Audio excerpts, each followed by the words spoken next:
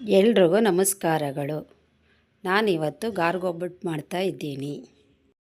ಅರ್ಧ ಕಪ್ ಸಕ್ಕರೆ, 1 ಕಪ್ ಚಿರೋಟಿ ರವೆ, 1 ಕಪ್ ಕೊಬ್ಬರಿ ತುರಿ, 3 ಚಮಚ ಮೈದಾ, 2 ಏಲಕ್ಕಿ, 2 ಚಮಚ ತುಪ್ಪ. ಒಂದು ಬೌಲಿಗೆ ಚಿರೋಟಿ ರವೆ, ಮೈದಾ ಎರಡನ್ನು ಹಾಕೋಬೇಕು. ಇದಕ್ಕೆ 1 ಚಿಟಿಕೆ ಉಪ್ಪನ್ನು ಸೇರಿಸ್ಕೋಬೇಕು. ನಂತರ 2 ಚಮಚ ತುಪ್ಪವನ್ನು ಬಿಸಿ ಮಾಡಿ ಹಾಕೋಬೇಕು. ಮೈದಾ ಮತ್ತು ರವೆನ ಚೆನ್ನಾಗಿ ಮಿಕ್ಸ್ ಮಾಡ್ಕೋಬೇಕು. ಆಮೇಲೆ ತುಪ್ಪನ ಸೇರಿಸ್ಕೋಬೇಕು. ಈಗ ಎಲ್ಲನೂ ಚೆನ್ನಾಗಿ ಮಿಕ್ಸ್ ಮಾಡ್ಕೋಬೇಕು. ನೀರು ಹಾಕಿ ಚೆನ್ನಾಗಿ ಕಲಸ್ಕೋಬೇಕು. ಚಪಾತಿ ಹಿಟ್ಟಿನ ಅದಕ್ಕೆ ಕಲಸ್ಕೊಂಡು 2 ಗಂಟೆ ಇದನ್ನು ಹಾಗೆ ಇಡಬೇಕು.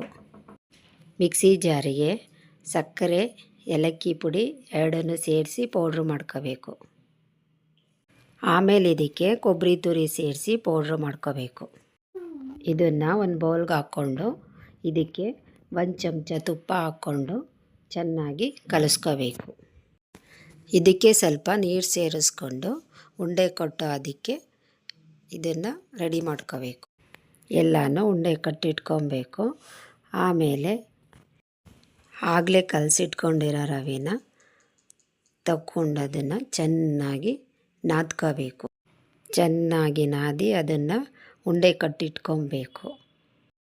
ಕಣಕ ಮತ್ತು ಹೂರಣನ ಎರಡನ್ನೂ ಒಂದೇ ಸೈಜಿಗೆ ಉಂಡೆ ಮಾಡಿಟ್ಕೋಬೇಕು. ಉಂಡೆ ಮಾಡಿರೋ ಹಿಟ್ಟನ್ನು ತಗೊಂಡು ಸ್ವಲ್ಪ ಪ್ರೆಸ್ ಮಾಡಿಕೊಂಡು ಮಧ್ಯ ಹೂರಣನ ಇಟ್ಬಿಟ್ಟು ಫೋಲ್ಡ್ ಮಾಡಿಕೊಂಡು ಉಂಡೆ ಮಾಡಿಟ್ಕೋಬೇಕು. ಪ್ಲಾಸ್ಟಿಕ್ ಪೇಪರ್ ಮೇಲೆ ಎಣ್ಣೆ ಹಾಕಿ ಉಂಡೆ ಇಟ್ಟು ಅದನ್ನು ತಟ್ಟಿ ಒಬ್ಬಟ್ಟಿನ ಆಕಾರಕ್ಕೆ ಇದನ್ನು ತಟ್ಕೋಬೇಕು. ತವಾ ಮೇಲೆ ಎಣ್ಣೆ ಹಾಕಿ ಇದನ್ನು ಹಾಕಬೇಕು. ಇದನ್ನು 2 ಕಡೆ ಚೆನ್ನಾಗಿ ಬೇಯಿಸ್ಕೋಬೇಕು. ಎಣ್ಣೆ ಹಾಕಿ 2 ಕಡೆ ಬೇಯಿಸ್ಕೋಬೇಕು.